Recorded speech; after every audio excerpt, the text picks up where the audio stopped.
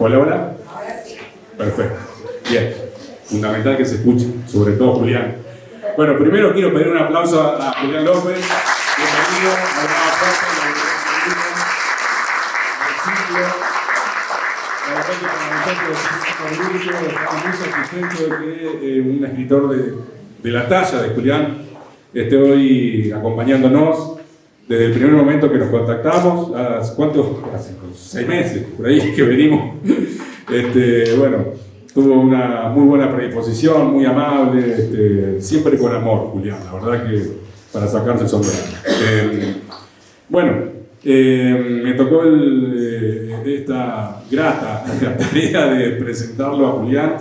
Quiero recordarle que este ciclo es un ciclo que estamos realizando hace unos meses ya con Marcela Fumale, Laura Dolagray, quien les habla, Walter Abaca, con nuestros respectivos talleres, desde el sótano, el eternizador y palabrerío. Son talleres que allá hace un tiempo venimos haciendo acá en Venado Tuerto, no solamente acá en este ámbito, sino en otras bibliotecas, en otros centros culturales. Y en el 2019 hicimos un encuentro entre los 3 talleres y dijimos, bueno, porque siempre decíamos, ¿por qué estamos tan solos, digamos, solas? ¿Por qué no hacemos algo para juntarnos? Porque eso nos parecía también que la literatura o la escritura no tenía por qué ser algo totalmente en soledad, sino estaba bueno juntarnos con los demás y conocernos y compartir, digamos. Esta fue la idea inicial de ese encuentro, y después, cuando pasó la cuarentena, nos juntamos y dijimos, bueno, vamos a hacer un ciclo, y acá estamos. Primero, agradecer a la Biblioteca Meguino, a la gente, a la comisión, un aplauso para la comisión de la Biblia que nos sostiene. Si no podríamos hacer lo que estamos haciendo. También agradecer al ICES, que es un instituto de educación de acá de Venado, que tiene la carrera de Lengua y Literatura, y que nos ha dado el apoyo también, más precisamente a Fabricio Soldevila. También agradecer al área de territorialidad y desarrollo cultural de la ciudad de Venado Tuerto, del gobierno de Venado Tuerto, que también es fundamental el apoyo del Estado para estas actividades, consideramos nosotros, si no se nos hubiera hecho muy difícil hacerlo, digamos. También agradecer a nuestro artista plástico que nos acompaña, a Mauro Calderone.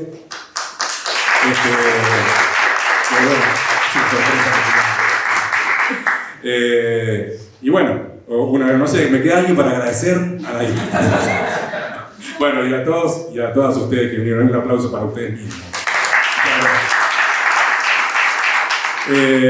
Bueno, Julián, yo estoy acá como, digamos, cuando nos comunicamos con vos dijiste, no quiero dar una charla, no quiero dar algo que tenga que ver con los catedráticos, y bueno, me pareció bien. Lo que pasa es que, bueno, ahora tengo que hacer 3 preguntas yo.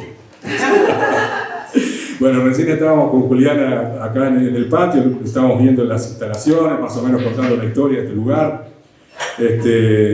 Y bueno, una anécdota, la cuento. Nos pidió un cigarrillo, Julián, y yo pensé, no fuma Julián, pensaba, porque esta cuestión del prejuicio de las nuevas generaciones que escriben, no tienen que fumar, ¿no? Nuevas generaciones. Sí, las nuevas que se están imponiendo en este momento, ¿no? Bueno, cincuentones, cuarentones, que bueno, estamos dentro de él. Entonces empezamos a hablar de las marcas de cigarrillos, ¿no? Los que fumaban nuestros viejos, imparciales, particulares. Y él me decía que, bueno, yo no sé si esto está bien decirlo, ¿no? Que hace 22 años que no fumaba, o sea, y que retomó, vamos, de vez en cuando fuma. Entonces hablábamos de cómo las generaciones anteriores se habían formado, y hablamos de la creación literaria, y él decía que extrañaba mucho el siglo XX. Que en ese sentido, bueno, para la creación literaria extrañaba ese material, digamos. Y bueno, qué sé yo, me gustaría que hables un poco de eso, porque me pareció interesante, ¿no? Esta cuestión ahora de que todo el mundo está así, debe ser, no sé, las redes sociales, ¿viste? Esta cosa que parecería que todo estuviera mal, digamos, ¿no? Yo no digo que estén bien las cosas, no podríamos escribir tampoco, me parece. Bueno, esa es más o menos la pregunta, no sé si es una pregunta. ¿Por qué vos decís que extrañas el siglo XX en ese sentido. Bien. Bueno, primero, buenas noches, gracias por estar acá, gracias al Cíclope, a Marcela, Laura y a Wally, y a la biblioteca, por supuesto. Ahí. ¿Se me escuchó algo hasta ahora? Sí. Por ahí incluso. Bueno, sigo, ¿no? Ahí está.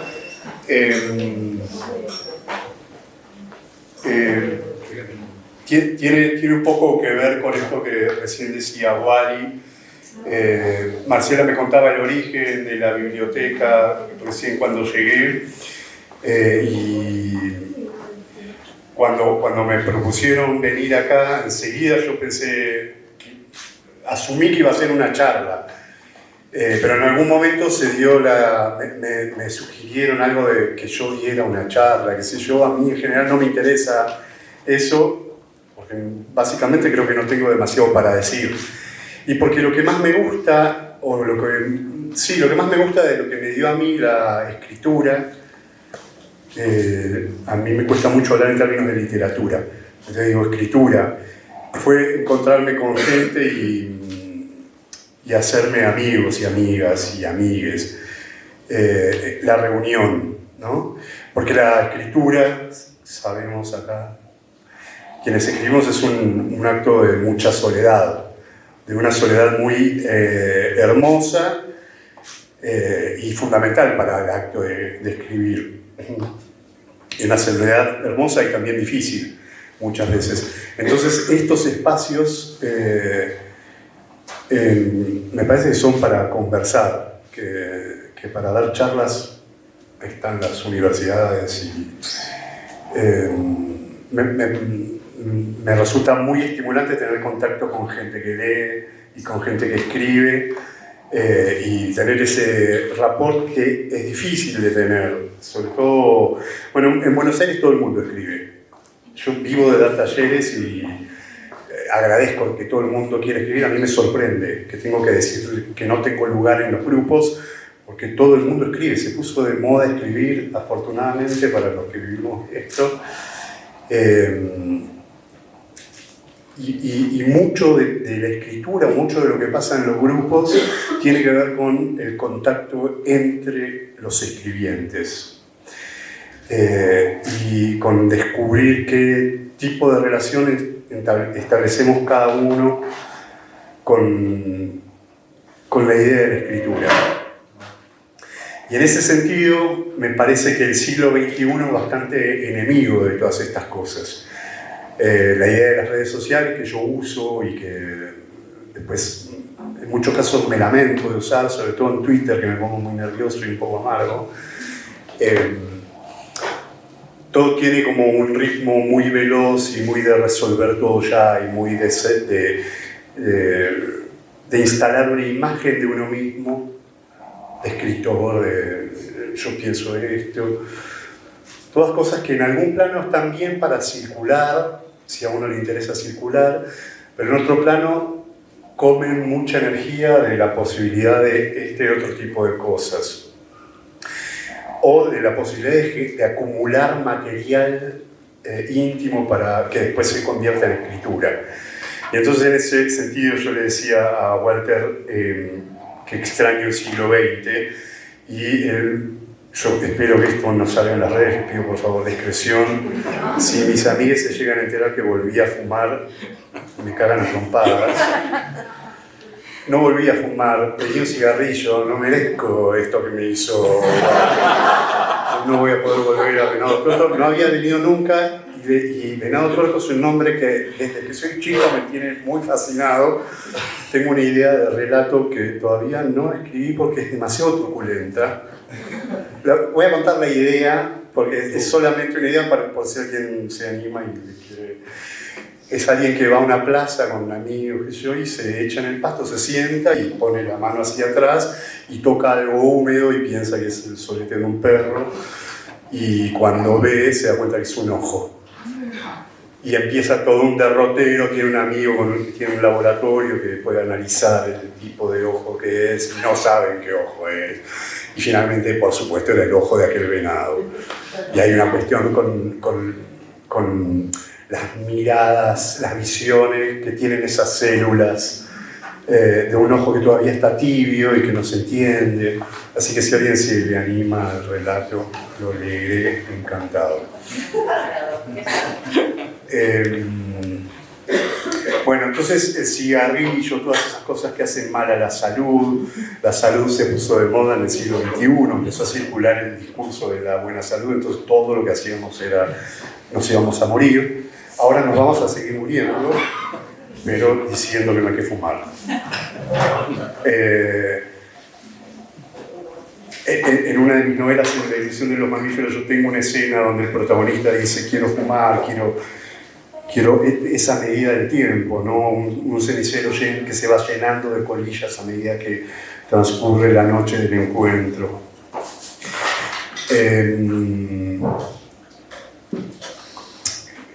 Lo que quiero decir cuando digo que extraño el siglo XX, y que yo creo que digo todo el tiempo eso, que en todo lo que escribo, no lo digo directamente, pero en todo lo que escribo hay la nostalgia de un siglo que más, es una manera de estar, que el mundo que para el mundo cada vez es más molesta, porque es improductiva y porque es una manera de estar y no de ser. Y como el mundo todo el tiempo te está demandando que digas quién sos, si sos escritor, si sos heterosexual, homosexual, en fin, toda la cantidad de casilleros que ofrece el mercado del ser ahora, yo extraño mucho, y creo que yo escribo porque cuando escribo y cuando leo, fundamentalmente tal vez, conecto con ese verbo tan extraño y extraordinario que es el estar, ¿no? Siempre me impactó mucho que en inglés sea un solo verbo y que en castellano tengamos ser y estar. Así que sí, en general me refiero a ese tipo de dejar que el tiempo transcurra sin estar produciendo subjetividad, identidad y otras cosas. ¿Sí, más o menos claro? Me chiflan cuando no se entiende. Bien, te hago otra, ya que estoy acá.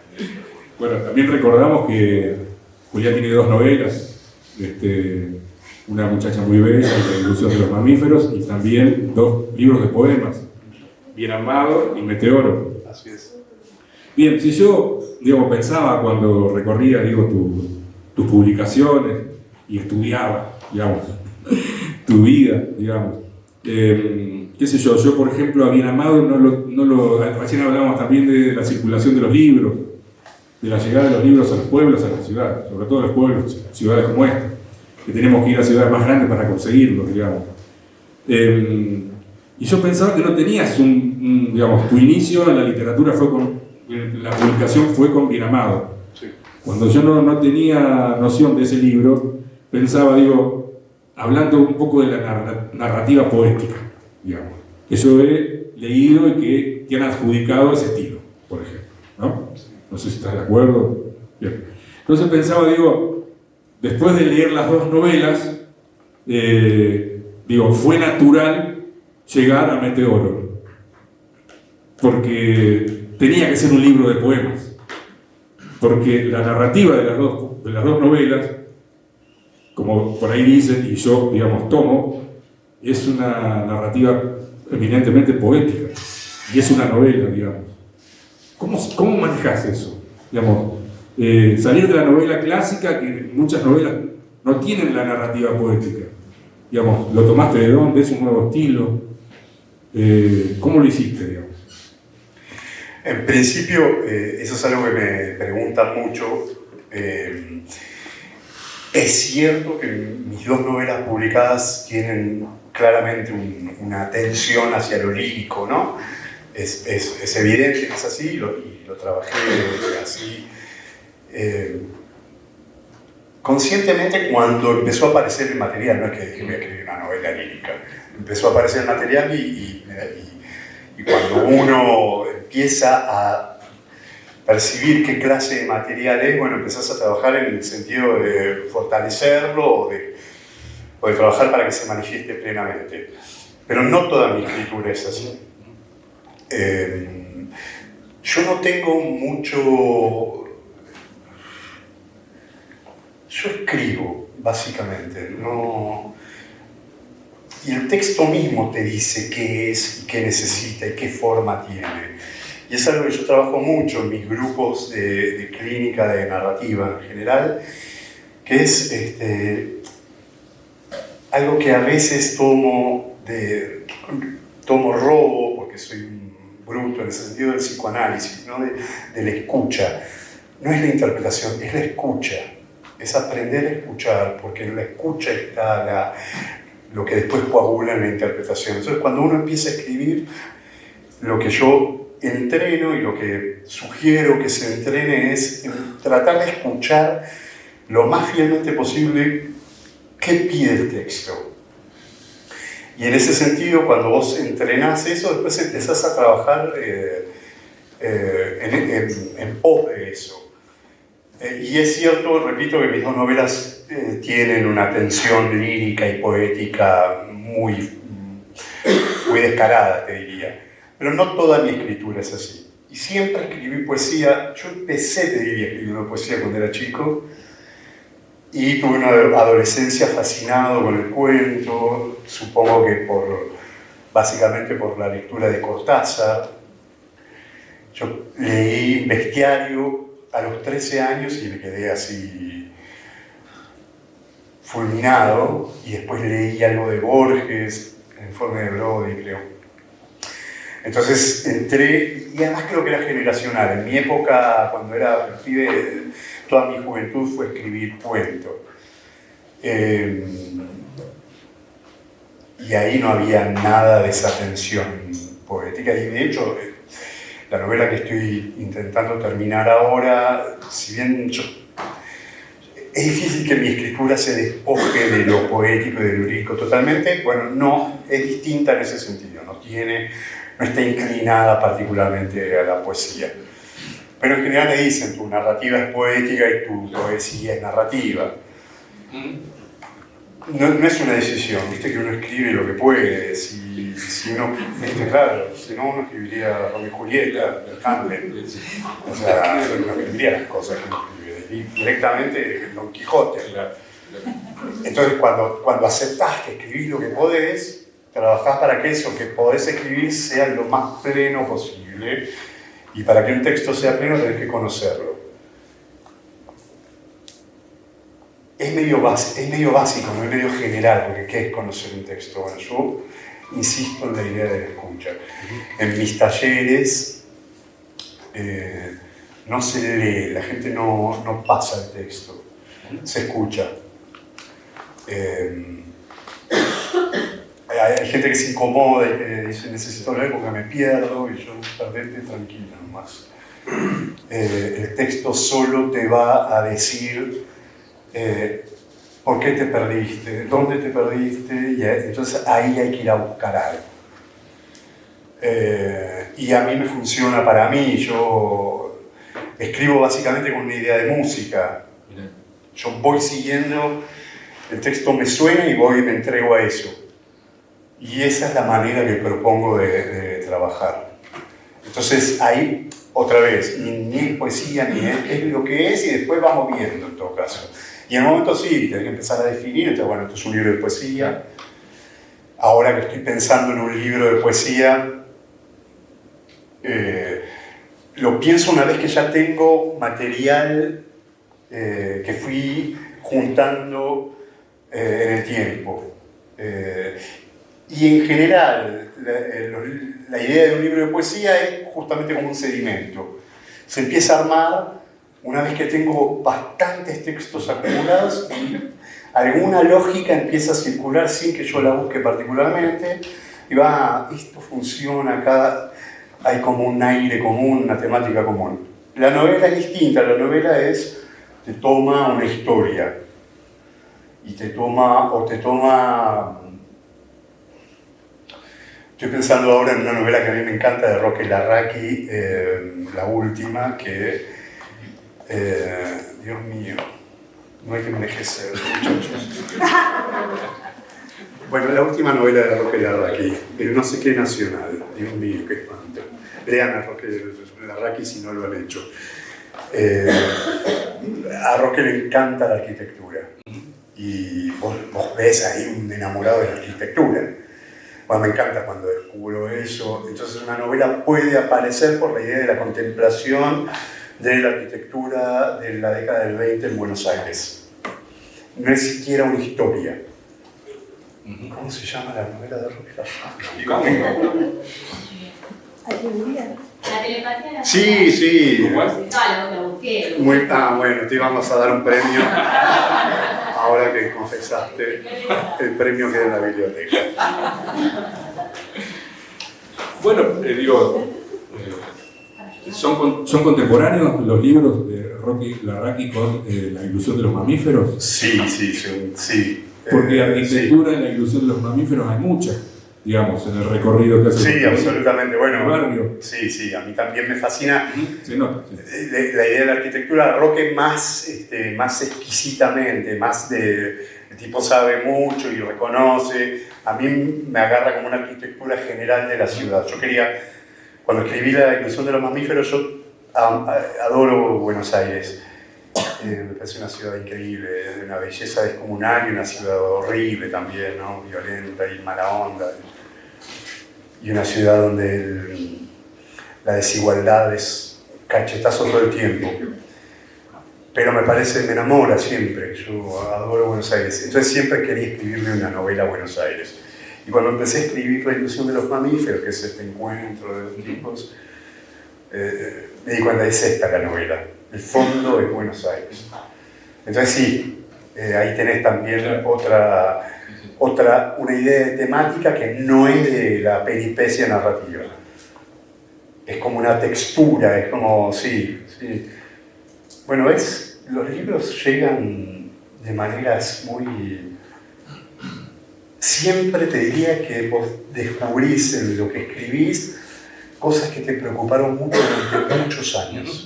Que te preocuparon, o que te enamoraron, o que te interpelaron, esa palabra. Cosas con las que estuviste incluso hasta inconscientemente en contacto durante mucho tiempo. Y en un momento empiezan a precipitar y se hacen de escritura. No, es muy interesante lo que decís, porque siempre está esta cuestión del debate de dónde tomamos para escribir, si de la vida real, si estamos basados en anécdotas, o digamos, cosas que nos pasaron. Y uno generalmente ficciona, pero bueno, tiene un basamento en la realidad, como decías vos recién, ¿no? Todas tus novelas, digo, Una muchacha muy bella, no sé, no la quiero spoilear por ahí que no la leyó, pero digo, no es tu vida, digamos. No te pasó eso a vos ni a tu padre. ¿Cómo te manejas con eso también? Bueno, viste que siempre es el tema, ¿no? Incluso entre los escritores. Yo me acuerdo con las dos novelas me pasó, que en general cuando te hacen una nota, los periodistas lo que te preguntan es verdad, ¿no? Es tu vida. Sí. Sí, imagínate. Sos vos. Claro, sí, de qué duda cabe.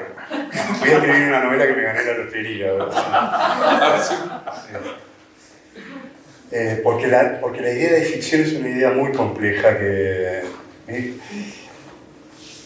para todos, no digo para los periodistas, gente con la que tengo, no hay en la sala, ¿no? Es un chiste interno, disculpen. No, porque la idea, porque ¿qué es la ficción y qué es la realidad? ¿Qué sé yo? Y muchas veces la ficción es la mejor manera de hablar justamente de eso que está pasando de verdad, ¿no? Porque uno podría decir, mis novelas no cuentan nada de mi vida. Sí, es cierto. A mí, mi madre no fue una detenida desaparecida, cosa que cuenta la muchacha. Pero yo crecí en los años de la dictadura y yo no me olvido nunca una escena. Yo tendría unos 8 años y mi madre volvió a hacer las compras. En mi casa mis padres eran macrobióticos, entonces se comía comida que yo odiaba. Todo lo demás era considerado veneno, la manteca incluida. Yo ahora me baño. Cuando me independicé, o cuando mis padres murieron, me entregué al vicio de las salchichas, la Coca-Cola. Y la escena es que llega mi madre de las compras. Cuando yo era chico existían unas bolsas de compras que yo amo y no consigo en Buenos Aires, que se llamaban chismosas, porque eran de... Vos podías ver lo que había comprado la vecina porque tenían agujeros, ¿no? Era un tejido, entonces se llamaban chismosas. Y mi madre viene con la chismosa y veo que hay un paquete de manteca. Y yo fui todo felicidad. Entonces, no me acuerdo qué le dije, y ahí ella me dijo, no es para nosotros, es para los chicos de la esquina. Y yo le pregunté, ¿qué onda? ¿Por qué? Entonces me contó que todas las madres de la cuadra se habían juntado para comprar comida para los chicos de la esquina. Y fue todo lo que me contó. Para mí esa es una escena inolvidable, absolutamente inolvidable. Incluso diría que me acuerdo perfectamente que yo escuché la verdad de la escena, que no podía traducir porque no tenía con qué, nadie me había contado. El día anterior había llegado un grupo de tareas y habían secuestrado a la mamá y al papá de esa familia, a 2 casas de mi casa. Y habían quedado solos los chicos, entonces había venido la abuela a cuidarlos y las madres del barrio se habían juntado. Bueno, a mí nadie me contó eso, yo no sabía qué quería decir eso. Yo fui reponiendo de sentido esa escena inolvidable a medida que fui creciendo y me fui enterando. Entonces, ¿qué es la ficción? ¿Qué es mi vida? En términos de escritura, eso es mi vida y la escritura siempre es una apropiación, ¿no? Esa escena es la escena con la que yo leí la historia contemporánea argentina, que me tocó encarnar. Es decir, a mí no me pasó particularmente, pero un escritor o una escritora no escribe lo que le pasa particularmente. Ahora hay mucho desprecio por las literaturas del yo, en general en el ambiente de la escritura, por lo menos en Buenos Aires, que es un desprecio que tiene un asidero muy potente, que es que a partir de los 90 empezó a circular cada vez más una literatura muy centrada en la idea de la identidad. Entonces uno puede comprender, pero también hay mucho gesto en ese desprecio, ¿no? Porque, bueno, otra vez, ¿dónde empieza la vida real y dónde empieza la ficción? Y yo de verdad creo que la ficción es una de las mejores maneras para leer lo que está pasando o para leer históricamente, ¿no? Y esto que cuento, ¿por qué yo escribí la historia de la muchacha muy bella? Bueno, yo crecí en una ciudad, en un país, porque en todas las ciudades del país pasó, donde a la vuelta de mi casa había un campo clandestino. De mi casa no, de mi escuela primaria. A mí no me pasó directamente, pero sí me pasó directamente. Yo crecí en medio del genocidio. Apenas empecé a tener conciencia de algo, empecé a ir a marchas antes de la recuperación democrática. ¿Cómo no iba a escribir esa novela? O sea, es una novela sobre mi vida también. No es la peripecia. A mí no me pasó exactamente eso que cuenta la novela, pero es la historia de mi vida. Lo mismo que la evolución de los mamíferos. No tuve esa historia, pero sí. Entonces cuando, entre los escritores mismos, cuando nos encontramos con los escritores, en general nos quejamos de las preguntas que nos hacen en las notas. ¿Cómo se te ocurrió la novela? Y yo qué sé. Pero la pregunta esta, nos reímos, nos burlamos bastante de cuando te preguntan, ¿es verdad? Ahora, entre los escritores, después de la segunda botella, aparece la misma pregunta. Primero estamos todos, no, sí, por la ficción, la ficción, tomando botellas y nos gusta. Porque hay algo que es difícil y medio intolerable de la idea de la ficción. Porque la ficción es el soporte más extraordinario para traficar verdad y realidad. ¿Por qué lee uno si no? ¿Por qué leerías mentiras? ¿Por qué alguien leería mentiras? Vos lees porque vos haces la negociación de esto es falopa, esto es mentira. Por eso me entrego. Ahora te metes en el libro y cagaste. Te conmueve, te obliga a contradecirte, a pensar las boludeces que sostenés. Yo ahora estoy leyendo un libro de un catalán, es un ensayo, un libro sobre la condición lectora. Y es impresionante, me llena de...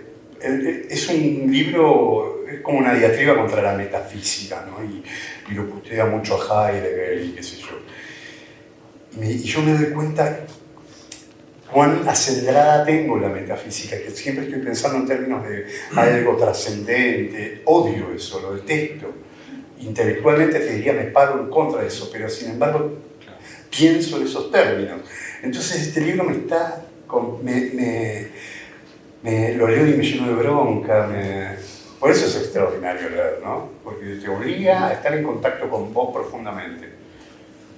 Bueno, la ficción es eso mismo. Es una mentira que todo el tiempo está reconstruyendo la cultura, en el sentido de sobre qué estás parado y sobre qué está parada tu comunidad. ¿Cuáles son las verdades que circulan abajo de eso que uno llama realidad? Bien. Bueno, Marcela. Hola. Hola. No, estaba pensando un poco, ¿no?, en lo que decía Julián recién respecto de la ficción y respecto también de lo que nos pasa cuando leemos esas ficciones, ¿no? A mí una novela muy bella me maravilló, estoy enamorada de ese libro y de ese final, pero sobre todo me maravilló en dos cuestiones. La voz del niño, en todo el desconocimiento de lo que vos lo narraste recién exactamente, ¿no? Ese conocimiento a través del desconocimiento y cómo en el adulto retoma eso cuando dice yo no puedo con todo lo que no sé desde el momento del secuestro, yo no puedo ser el hijo de esa madre con todo lo que no sé, y el no saber, bueno, me pasa eso con tus libros en general, con tu narrativa, que me interpela constantemente, incluso sacándome de esa ficción, ¿no? Pero me pone en eso de llevarme a pensar cómo lo que no sabemos también nos constituye y lo que no sabemos también nos pone frente a una realidad, a la realidad, a nuestra realidad. Entonces, bueno, por otro lado, me preguntaba cómo es para vos el proceso creativo, porque el proceso creativo sí que es una cuestión que ya no es cómo se te ocurrió esta novela, sino cómo encarás el proceso creativo, que yo coincido con vos en esto de la escritura y no la literatura, y de la escritura como un oficio también, Claro. como algo en lo que nos entrenamos, en lo que le ponemos la vida, porque no sabemos hacer otra cosa, porque nos gusta hacer eso, básicamente, pero bueno, yo quiero preguntar un poco eso, ¿cómo es para vos ese proceso creativo? Sí, bueno, en principio me encanta esa lectura de la muchacha, ¿no? Del no saber y del no poder porque no sé del adulto, que yo laburé mucho, y otra vez vuelvo a este catalán, Joan Carles Melich se llama, que el tipo dice, nosotros nacemos a una biblioteca, aunque no leamos. Nosotros nacemos al Don Quijote. Nacemos leyendo, nacemos siendo lectores. Entonces, lo digo por esto que decía del pibe que no sabe, por esta escena que conté de mi propia vida, de la vida real, de cómo uno todo el tiempo está leyendo, aunque no sean libros, ¿no? El libro es el soporte, digamos, por antonomasia de la lectura, pero todo el tiempo estamos leyendo y traduciendo. Y a mí me interesa eso en relación con la escritura. Primero, yo tengo una cosa que... Yo no tengo formación académica. Porque cuando yo era pibe, Yo sufría mucho la secundaria porque me parecía que era todo muy banal y bastante idiota, ¿no? También eran los años de plomo y yo me acuerdo de escenas de humillación entre compañeros y sobre todo con las autoridades que a mí siempre me parecieron no sé, imposibles de tolerar, que siempre las sentí como algo con lo que uno no debía acordar. Entonces dejé la secundaria y dije, como yo tenía muchos anhelos artísticos, en mi casa dije, yo quiero ser director de cine, así que voy a estudiar cine. Entonces tranquilicé con eso nunca sucedió. Después me remito. Si no, ahora estaríamos pasando mi primer largometraje. Pero bueno, eso, que fue un gesto libertario e inmaduro absolutamente, me dejó afuera de la educación académica. Y eso me dejó afuera de un montón de circulaciones. Muchas gracias. Pero a la vez me dio también justamente poder estar afuera y poder encontrarme con que yo no sé. Yo no tengo formación académica, por lo tanto yo no sé. Entonces tuve que generar saberes de la manera que pude. Tuve mucha suerte porque me conecté con gente muy genial siempre. Entonces, digo, pude hacer... Yo escribo así. Yo escribo para saber. Yo escribo porque no sé. Y es alucinante porque le debe pasar. Yo supongo que es parte de la escritura, que es común, que vos te vas encontrando con el texto y hay una parte tuya dentro que está así, como dando cuenta de una sorpresa, de un saber que sale de adentro tuyo, pero que vos no manejabas. Y es alucinante eso, ¿no? Encontrar los niveles de construcción. Después también te querés matar, después lees cosas que publicaste y te agarra la cabeza. Dios mío, no circule más eso. Pero sí, medio así encaro. Yo cuando escribí La muchacha, yo había renunciado a mi relación con la narrativa. Yo escribía cuentos y me juntaba con un grupo de escritoras y escritores hacía mucho tiempo, una vez por semana, a emborracharnos básicamente, y a leernos lo que estábamos escribiendo. Y yo notaba que mis relatos, no sé, un poco decaía la reunión. Y un día charlé intensamente conmigo y dije, ¿por qué arruinar una reunión? Pudiendo no hacerlo, renuncio a la narrativa. Y esto lo conté en todas las entrevistas, porque cuando me preguntas cómo se te ocurrió, una vez viajando en colectivo, me aparece, mi madre era una muchacha muy bella. Y me pareció que tenía cierta música, y como yo suelo escribir poesía a partir de una fulguración así, algo que me aparece y lo dejo estar, yo nunca noto, no tengo cuaderno de notas, porque lo dejo así y decido o me lo olvido y lo pierdo o vuelve. Si vuelve, me meto ahí. Entonces a los días me senté a la máquina y puse, muy dispuesto a escribir un poema, mi madre era una muchacha muy bella. Y empecé a escribir. Y eso no era un poema. Y empecé a escribir a una velocidad inusitada. Y yo estaba alucinado, no lo podía detener. Y en ese tiempo nos juntábamos con Gaby Cabezón y con Selva Almada una vez por semana de día para no emborracharnos. Porque todavía no habíamos... Las chicas sí habían publicado, pero bueno, había que trabajar. Entonces era de día. Entonces aproveché yo esas reuniones para leer lo que iba apareciendo y aparecía con una velocidad que era, para mí era, yo siempre digo, yo me siento muy afortunado que la muchacha me eligió a mí, ¿no? Para aparecer. Y en 5 meses la escribí y además la empecé a escribir y yo sabía que eso lo iba a publicar, que lo terminaba de escribir y lo iba a hacer circular. Tenía esa certeza. Y así fue. Entonces también escribo porque me sorprende algo. Después, así me costó mucho escribir la segunda novela. Y además porque, por ejemplo, publiqué La Muchacha y antes de un mes después de salida, yo estaba en Eterna Cadencia en el bar y viene una señora con los ojos así muy emocionada, ¿no? Y me abraza y me dice, leí tu novela, gracias, gracias, me abraza, deja el abrazo, me mira así y me dice, ¿cuándo sale la próxima? Le dije enseguida, me salió, pero enseguida, no voy a escribir más, era un hobby. Y me fui.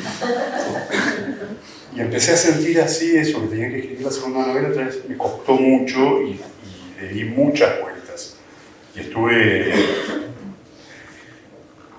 mucho tiempo así, hasta que finalmente eso. Sí, en general también, yo no soy de esos escritores que disfrutan de escribir y se hacen el ritual, yo nunca quiero escribir. Lo tengo claro, nunca quiero escribir y siempre me siento a escribir y a los 10 minutos me estoy lavando una zapatilla. Y nunca me explico cómo llegué ahí.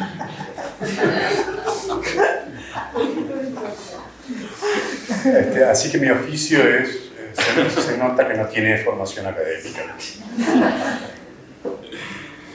Recién nombrabas a Selva y a Gabriela Cabezón. Que el trío ese hubiera pagado por estar en esa obra.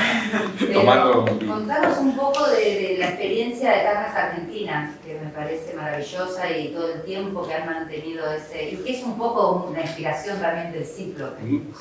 Qué buenísimo, qué lindo, qué lindo. Bueno, Carnes Argentina es un ciclo de lecturas que empezamos con Selva Almada y con Alejandra Sina. Al principio había otro muchacho que después se fue, así que ojalá que esté bien. No, pobre. Se fue enseguida. Lo empezamos en junio de 2006. Al principio era mensual y al principio estábamos locos, porque para cada invitado que leía le hacemos una escenografía con nuestras manitas. Una locura. Terminamos agotados, peleados, siempre era tremendo. Y en un momento dijimos, si seguimos así nos vamos a asesinar y vamos a dejar de hacer el ciclo, así que decidimos hacerlo cada 2 meses e ir tranquilizándonos con la idea de la escenografía y los tiempos y tal. Pero paradójicamente todo eso que hicimos empezó a resultar muy atractivo y el ciclo empezó a funcionar enseguida, se llenaba de gente y se sigue llenando. Y yo también creo que ese ciclo nos constituyó como escritores, ¿no? Yo creo que estar en contacto con tanta escritura, en definitiva te hace escribir. Porque además nosotros ahora estamos más viejos, más cansados y más tranquilos, pero cuando éramos así un poco más jóvenes, las chicas son mucho más jóvenes que yo, quiero aclarar por si llega a sus oídos esta conferencia solemne. Leíamos mucho, hacíamos una cosa de curaduría muy exagerada, invitábamos solamente a aquello que nos gustaba y nos interesaba, de una manera muy... que está bien, ¿no? Vos le das el perfil que te interesa. Pero bueno, para eso tenés que tener tiempo, tenés que tener resueltas cosas básicamente de lo económico, tenés que tener mucho tiempo. Después empezamos a generar también ideas que también pudieran alejarse de nuestro perfil, que pudieran recibir otro tipo de estéticas. Pero bueno, el contacto con esos niveles y esas cantidades de escritura, yo estoy seguro que te hace circular adentro de la escritura y que bueno, eso se convierte en escritura, después la escritura se convierte en libro, en circulación y en venir a Venado Tuerto. ¿Cómo es el formato? ¿Qué es lo que hacen? ¿Cómo se presenta? Mira, justo hace 15 días fue el último, ahora es cada 2 meses y este año, desde el año pasado, porque en pandemia decidimos suspenderlo, no quisimos hacerlo virtual, así que no hicimos nada. Y apenas se pudo, encontramos un lugar en Buenos Aires que tiene una terraza divina en Villa Crespo, entonces lo hacíamos al aire libre. en un lugar muy lindo, pero en el invierno era imposible. El último, de hecho, fue a principios del otoño y nos morimos de frío todos. Así que fuimos a un lugar nuevo, muy grande, se llenó de gente y, por ejemplo, leyó una poeta colombiana que está en Buenos Aires haciendo la maestría de escritura creativa en ONTREF.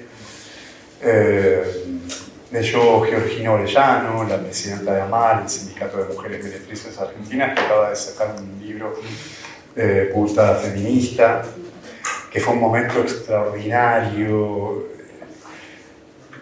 Fue hermoso eso. Bueno, en fin, siempre tratamos de que siempre son 5 o 6 invitados máximo, y lo que tratamos es que sean dispares generaciones, dispares mundos estéticos, y lo que les debe pasar a ustedes siempre es como, bueno, a ver qué pasa, ¿no? Siempre es en medio de la sorpresa, a ver cómo funciona. Y Carne Argentina medio ya funciona solo. Va mucha gente, es un ciclo esperado, que está buenísimo, está buenísimo.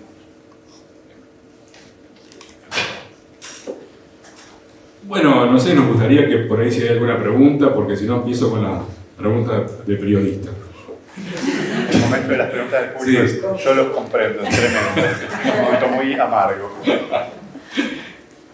Bueno, si quieren. No, me gustaría que explicaran un poquito más lo que estaban hablando de Carne Argentina. No se termina de entender, porque si vienen 5 personas diferentes, casi cada cual lee una parte de su texto. Sí, son lecturas. Nosotros tenemos, la única exigencia que tenemos es que sea un máximo de 12 minutos cada intervención. Porque nuestra experiencia es el tiempo máximo en que el público puede estar capturado por un texto. Después empieza a haber como un movimiento, como un oleaje extraño. Y la verdad que en Carne hay lo que buscamos desde el principio es que fuera de verdad un encuentro de lectura. Que después también pasaran otras cosas y la gente se encontrara y tomara vino y charlara, eso también, pero el momento de la lectura es medio sagrado y la verdad es que es increíble el nivel de silencio y nos lo dicen los invitados que vienen a leer. Así que sí, leen, por ejemplo, la poeta colombiana ahora está a punto de sacar un libro acá, leyó una serie de poemas de ese libro. Georgina Orellano leyó un capítulo del libro. Sí, es eso. Nosotros les pedimos que no digan nada más, que se paren o se sientan y lean, y que no digan quiénes son ni nada. Nosotros presento yo en general, que las chicas son más tímidas, presento antes y después hay un intervalo, vuelvo a presentar, pero la lectura siempre buscamos que sea lo más limpia posible. Y de hecho insistimos en eso porque cuando vemos que alguien está nervioso o nerviosa y empieza a hablar o empiezan a tocar el micrófono, es muy de escritor tocar el micrófono. Entonces vos le pones el micrófono acá y le decís, no toques el micrófono, porque siempre nuestros micrófonos son la precariedad más absoluta, nunca tenemos esto. Siempre está un hilito acá, un cablecito allá, entonces si lo tocas se muere. Y el escritor se pone nervioso y empieza a agarrar el micrófono. Entonces en medio de la lectura, por supuesto, deja de escucharse.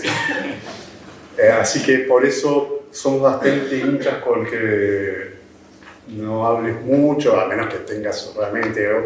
Aparte otro vicio de los escritores es explicarte el texto que van a leer. O sea, matar el texto, te cuentan, no, pero lo que quise hacer acá... Y en general cuando un escritor dice lo que quise hacer acá, vos no lo encontrás nunca dentro del texto. Yo a mis estudiantes, la gente que hace, a mis estudiantes en la UNA, que acá vino uno de ellos, Jaime, pero a quienes toman en mis grupos les tengo prohibido hablar. Y es impresionante. No pueden, entonces empiezan, pero es una cosa chiquita, así no. No, pero el pase no van a entender, sí, no vamos a entender. Después de que lees, hablamos todo lo que quieras. Antes, cero. Porque estamos trabajando con palabras. Era para eso. Bueno, se entendió menos. Fuimos a taller nosotros y te voy a explicar entonces también, porque no puedo explicarte. Que eso, que bueno, uno en el taller tiene esa costumbre, y nuestra tallerita es Marcela, el primer año lo sabemos. Sí. Claro, porque ni siquiera vos lo entendiste. Claro, es claro que cuando ya nos miramos y todos nos damos cuenta que hay que explicarlo, ¡pumba! Bueno, abajo, hasta escribir. Sí. ¿Por allá? ¿Andrea? Sí, bueno, es una pregunta media complicada, no sé si tiene respuesta, pero bueno, la tiene. ¿Cuál pensás que sería tu libro perfecto? Y si alguna vez leíste un libro que consideraste perfecto. Sí. Empiezo por la segunda parte. Sí. Hay un libro que debe ser el libro más extraordinario que leí. Igual yo soy un poco exagerado y mis amigos nunca me dejan hablar de las películas que vi porque siempre es la mejor película que vi en mi vida. A mí me llenaba de odio cuando me decían eso, hasta que me hice grande. Pero sí, este es Tristes Trópicos de Claude Lévi-Strauss. Es un libro, no sé cómo, es el libro perfecto, es un libro de aventuras, es un libro filosófico, por supuesto, es un libro de historia, es un libro de geografía, es un libro de ficción, no es ficción, pero es como una ficción del siglo XIX. Es una endecha de un hombre blanco, occidental, máximo exponente de lo mejor de la cultura occidental, que se da cuenta que está todo mal, que todo lo que hizo está mal, que está apagando los motores de su vida. Es un libro alucinante, conmovedor y que agradezco enormemente haber podido leer. Y sí, lo considero un libro perfecto. ¿Y un libro mío perfecto? No me puedo imaginar eso.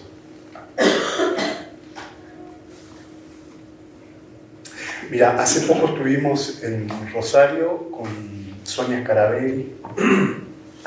Yo creo que es de las mejores poetas argentinas. Estuvimos presentando Meteoro y me hospedó en su casa. Estuve un fin de semana. Es una persona muy especial, ¿no? Primero, bueno, es una poeta extraordinaria y una persona de una delicadeza de pensamiento inusual.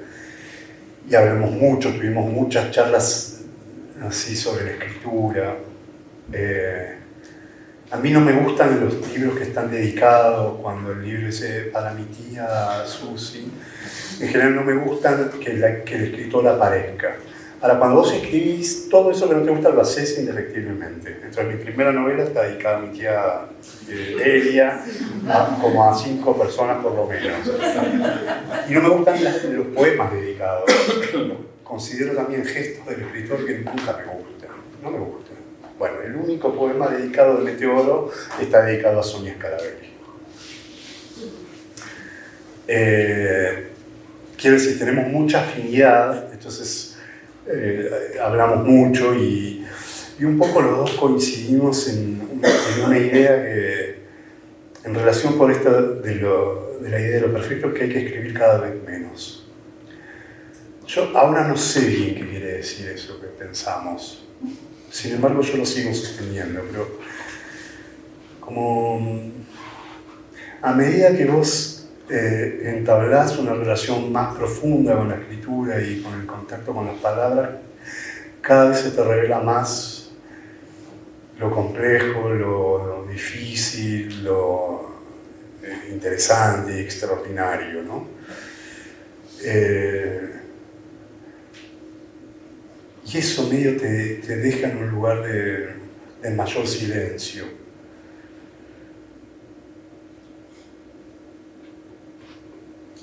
Entonces a veces uno no puede sustraerse a la idea de quiero escribir un libro genial, quiero que mi próximo libro, Y esa voluntad se nota mucho en la escritura y es la anti-escritura eso. Yo me la paso señalando eso a mis estudiantes, dicen, no me interesa tu voluntad de escritura, no me interesa tu proyecto, no me interesa lo que vos querés decir.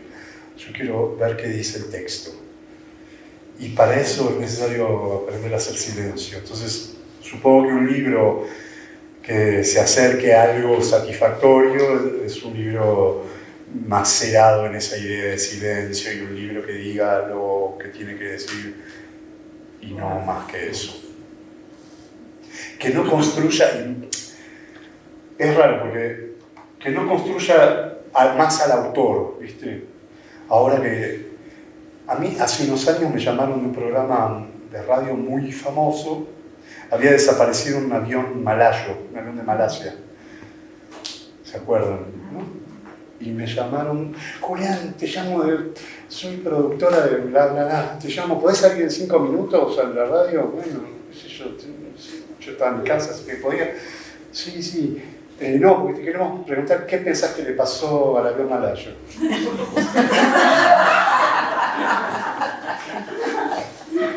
Y yo digo, no, te equivocaste, te digo rápido para que llames a otro, yo escribí una novela, qué sé yo.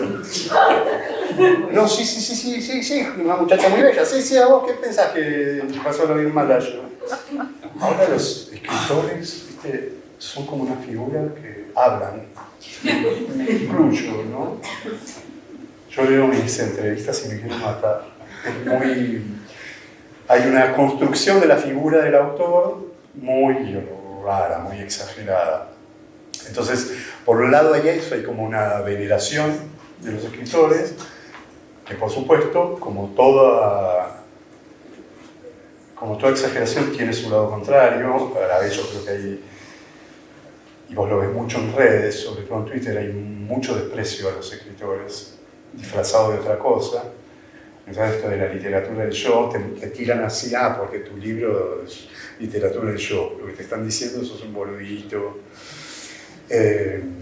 Y uno entra a eso, vos te vienen a hacer una nota y te preguntan del avión malayo y dices, bueno, lo que pasa es que lo mismo. Es muy difícil sustraerte de eso hasta que ves la nota y te querés matar y decís, nunca en mi vida voy a dar una nota. Digo, el libro perfecto es un libro que sea autónomo de mí, que nadie me pregunte cómo se me ocurrió y que esté ahí y que alguien lo lea. ¿Y qué le dijiste del avión malayo? No, le dije, casi me ofendo. ¿Yo qué puedo saber? Le dije así, pero ¿cómo? ¿Yo qué puedo saber que le pasó un avión malayo? Por supuesto, la piba debía ser una productora desesperada porque tenía que sacar a alguien al aire y sabe que los escritores somos unos giles que enseguida hablamos, entonces medio me cortó rápido para ir a buscar otro, qué sé yo. Quería una ficción, digamos.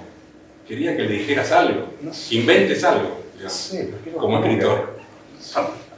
Por ahí era eso y yo no lo entendí.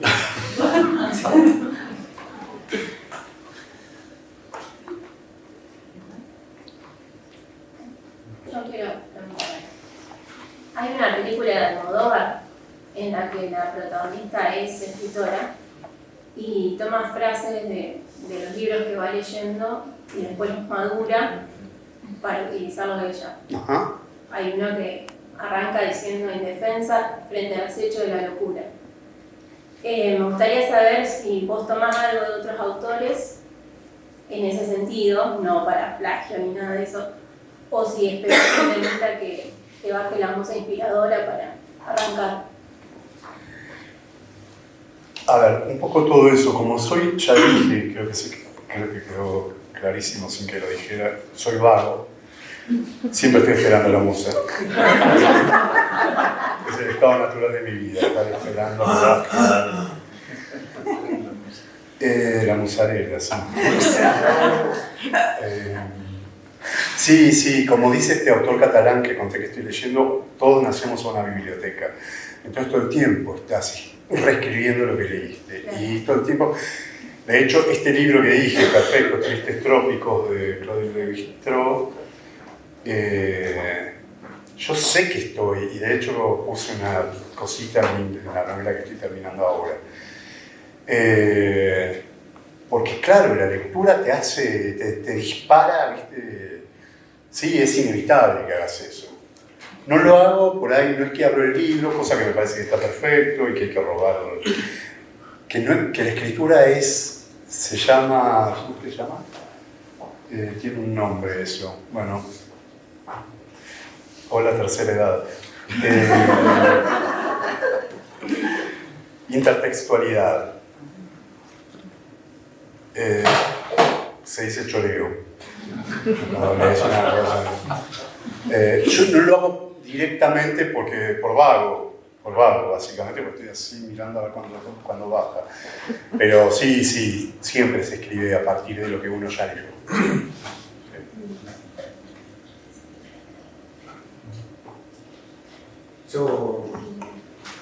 Sí, te quería preguntar con respecto a la escritura, a esta relación por ahí que vos tenés, como que la cuidás, la respetás mucho, es a la vez un proyecto y bueno, ¿cómo lo considerás? ¿De qué manera lo cuidás también de que no esté entorpecida por el siglo en el que estamos viviendo? ¿Cómo te sentís? ¿Cómo son tus baches por ahí emocionales? Porque detrás de un escritor también hay dolor y uno por ahí toca la escritura o lo utiliza para buscar sus emociones y a la vez escribe para alguien. Porque eso que presentar una novela lleva una estructura que tiene que ser dentro de todo prolija, armada, tiene que haber un trabajo atrás. Preguntarte un poco cómo haces justamente para respetar esto, que es una de las cosas que más amás, y bueno, mantenerte en esto en el siglo, justamente, que estamos viviendo. Sí, es algo que todo el tiempo medio tenés que estar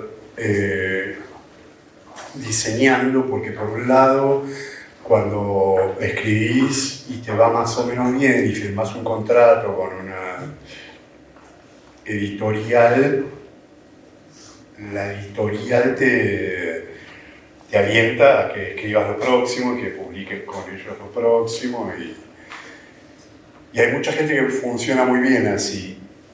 Yo no funciono tan bien así, de hecho sí firmo contratos y qué sé yo, pero por ejemplo yo tendría que haber entregado esta novela que tengo que terminar hace un año y fuimos posponiendo eso.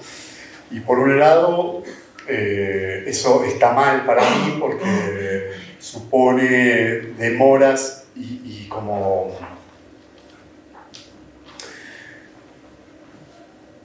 en algún lugar una falta de profesionalismo en el sentido de una carrera que para que funcione mejor vos tenés que estar todo el tiempo, no dejar que tu nombre deje de circular. Yo no puedo eso y yo creo que no puedo eso porque no me interesa mucho. O por ahí no me interesa porque no puedo, no sé. Pero yo no apuro la escritura. No la puedo apurar. Y para mí la escritura tiene, ¿viste? El libro te va demandando y te dice él cuando está... Y cuando vos ya no le podés dar más nada. Incluso aunque vos veas que le falta. Porque decir... no es el libro perfecto. Entonces trato de estar atento a tampoco irme al otro extremo, pero además sí, la escritura también depende de estos vaivenes, como cualquier trabajo, ¿no? Pero por ahí los trabajos en los que la sensibilidad está más en juego, vos dijiste en un momento que uno escribe para alguien. Creo que te referías a la industria, a la editorial, qué sé yo. Yo creo que uno escribe para alguien, uno siempre está mandándole una carta a alguien. Entonces la escritura remueve un montón de cosas. Y también entender todo eso, entender todo ese proceso de escritura, qué es el texto que estás escribiendo, contra quién lo estás escribiendo. Lleva tiempo. Yo tengo muchos amigos que escriben, que se preocupa mucho porque la historia esté bien contada y porque narrativamente funcione. Tienen sus expectativas puestas en ese lugar. A mí, yo no puedo solamente eso.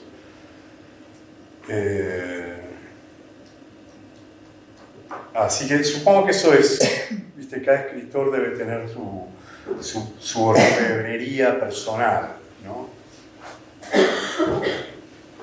Mi editora, que es una de mis grandes amigas, me detesta porque me dice, vos nunca vas a vivir de la escritura, porque vos tendrías que publicar una novela cada 2 años, y eso no va a suceder nunca, está claro, porque las musas están tardando, no se puede explicar. Así que, así, eso. Julián, al principio nos comentabas, cuando estábamos hablando de Rosado, nos comentabas de un episodio que te llamaron con la ilusión para un colegio secundario. Y hablábamos un poquito de lo que está sucediendo lo que sucedió con la novela Con Come Tierra de Dolores Reyes y lo que sucedió con Hernán Casiari. Esta cosa de que los adolescentes jóvenes, muy jóvenes, están abiertos a estas lecturas, la demandan de cierta manera, y los colegios o los adultos ahí interviniendo como para que no. ¿Cómo tomas esto? ¿Cómo es tu experiencia personal con ese público? Primero me acordé a propósito de una experiencia de hace unos años. Hace unos años me llamaron de Santillana que iban a hacer una antología de relatos para niños, niñas y niñas, escrita por escritores y escritores de la narrativa contemporánea que no se dedicaran a escribir infanto-juvenil. Entonces están Samantha Schweblin, Vera Giaconi, Selva, no me acuerdo, Inés Garland, es un seleccionado muy lindo. Y yo escribí un relato a partir justamente de una foto que había visto en Twitter de Georgina Orellano, la puta feminista, que era una foto de ella con su hijo y ella ponía, además de puta, soy mamá. Y a mí me conmovió muchísimo esa foto. Y me quedó así muy fresca esa impresión. Entonces cuando me propusieron escribir un relato para esta antología, dije voy a ver si me sale algo en relación con esa foto. Entonces escribí el cuento ese y en un momento, el cuento es una nena que cuenta que en la escuela, en el grado, la maestra les dice a todos los chicos que cuenten de qué trabajan su papá. Y yo puse su papá y su mamá. Y yo puse en una escuela de los barrios pobres de Buenos Aires, entonces todas las profesiones que cuentan los chicos son profesiones muy precarizadas o de desocupados o de chorros. Y en un momento la nena lo que cuenta es que el cuento se llama Las palabras hacen cosas, porque dice que se para un compañerito y que mientras todos decían mi mamá trabaja por hora, mi papá es seguridad del coto, un nene se levanta y dice mi mamá es prostituta y nadie tiene que decir nada de eso. Y que la nena descubre el lenguaje ahí, ¿no? Porque dice que le pasó algo raro y que le dieron ganas de llorar y qué sé yo. Bueno, y en un momento hay una escena donde el pibito cumpleaños y van a la casa del pibito y está la madre con unas amigas que están tomando mate y comiendo tortas fritas y se están riendo y haciendo chistes y hay una cosa así como muy vital y grosera y que las mujeres tienen un pañuelo verde en el cuello. Entonces yo entrego el cuento y a mí de la editorial me dijeron ay, nos encanta, qué lindo relato, pero el pañuelo verde, ¿no? Fue antes, ¿no? De la ley, de la ebullición. Y yo dije, ¿qué el pañuelo verde? Y no, porque realmente en los libros estos...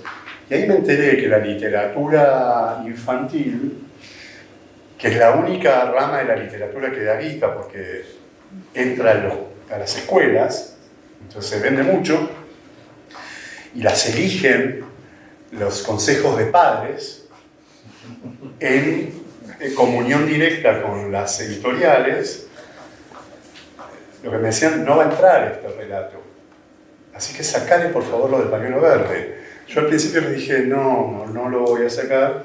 Finalmente lo terminé sacando, porque hablando con Selva y con Gabriela, les leí el relato y me dijeron, Julián, eso lo pusiste, está purísimo eso, se nota que lo querés meter, sacáselo. Bueno, lo saqué, yo creo que la verdad que el momento ahí se endurecía y se ponía muy baja línea, y la verdad que el relato está bien y cuenta lo que venía a contar, que era esta idea de un chiquito que dice eso y el impacto en esta nena.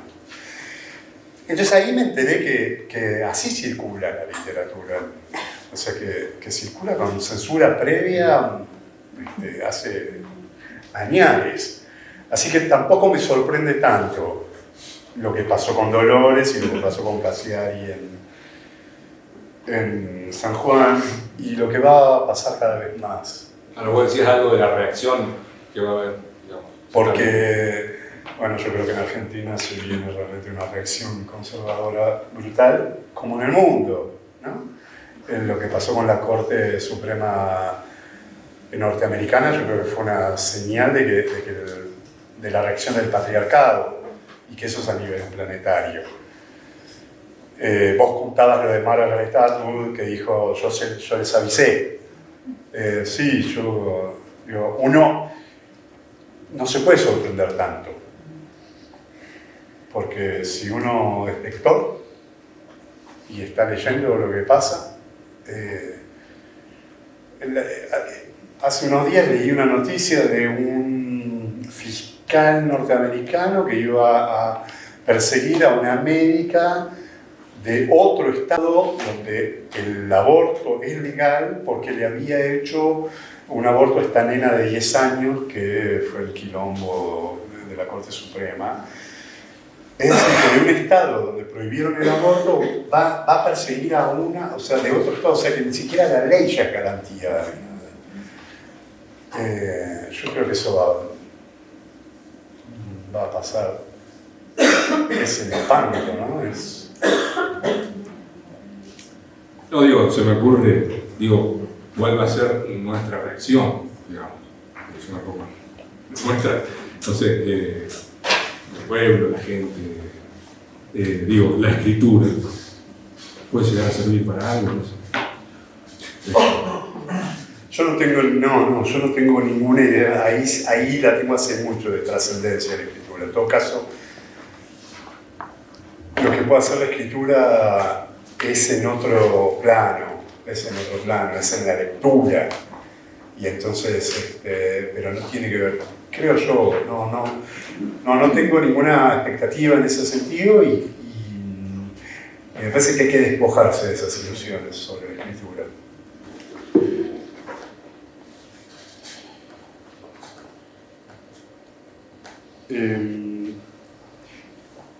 Es un poema largo, si se la bancan. Sí, claro.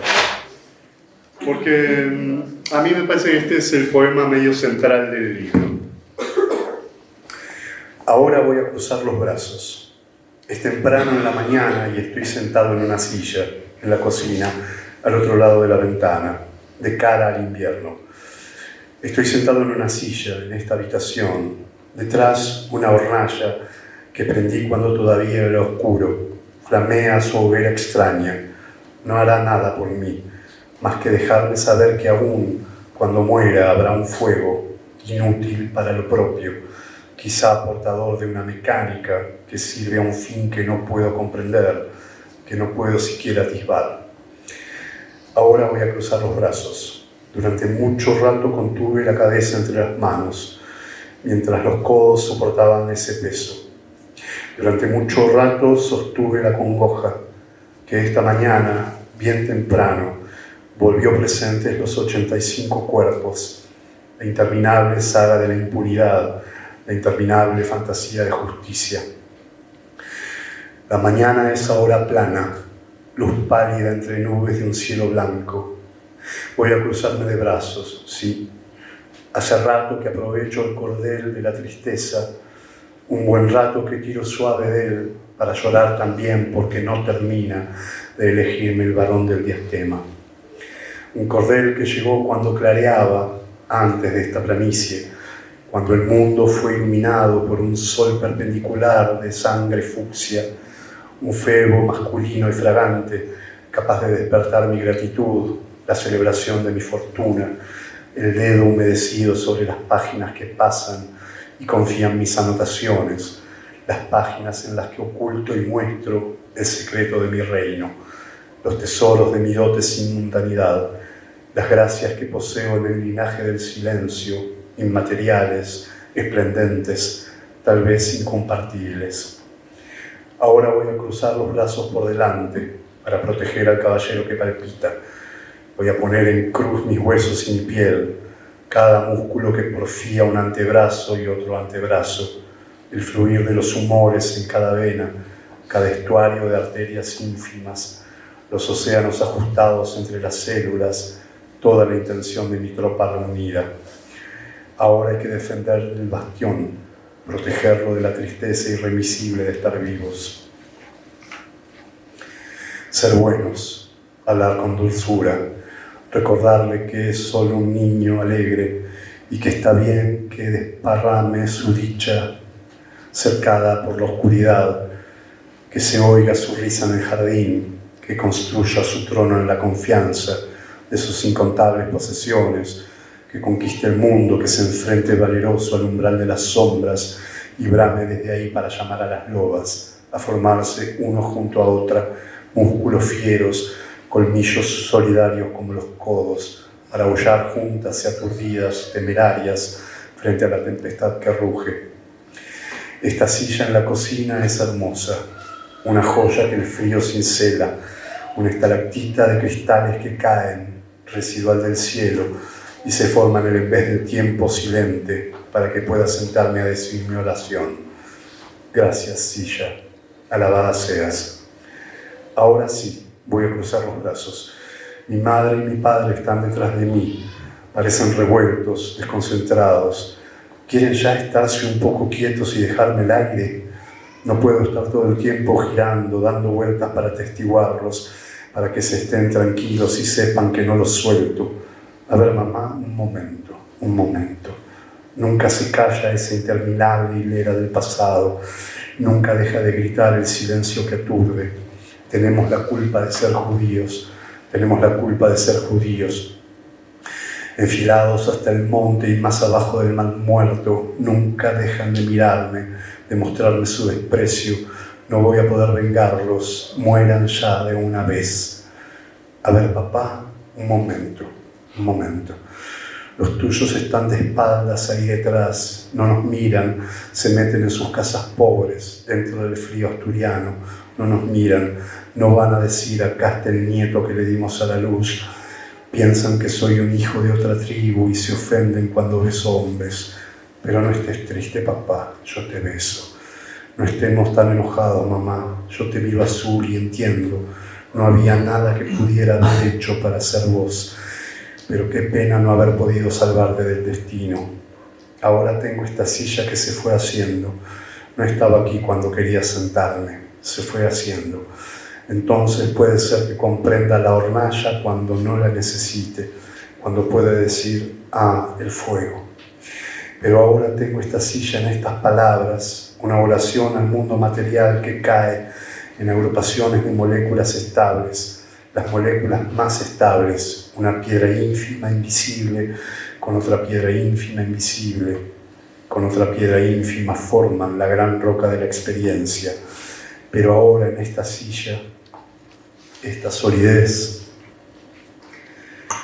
a merced del viento, con las manos por agarrar y por soltarse, por decir, yo también soy silla, yo también soy la tempestad.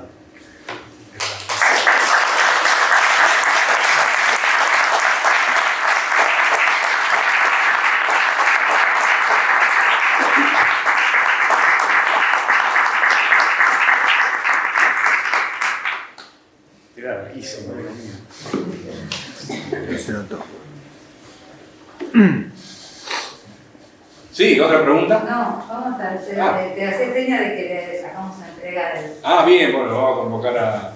Ahí viene el comisario. Al artista. Bien. Me va a tener que acompañar. Mauro es por atrás.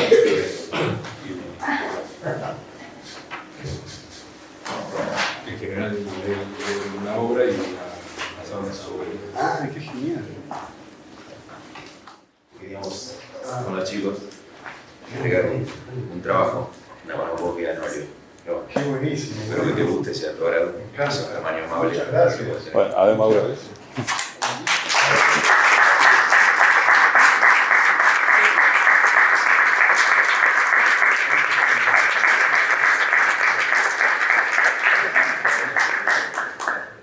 Está buenísimo. Y si no, bueno, poné. No, me encanta el póster.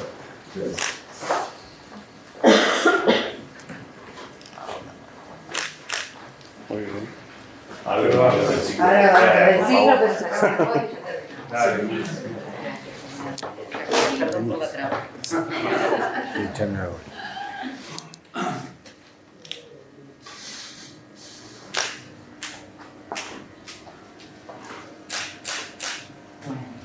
Muchas gracias.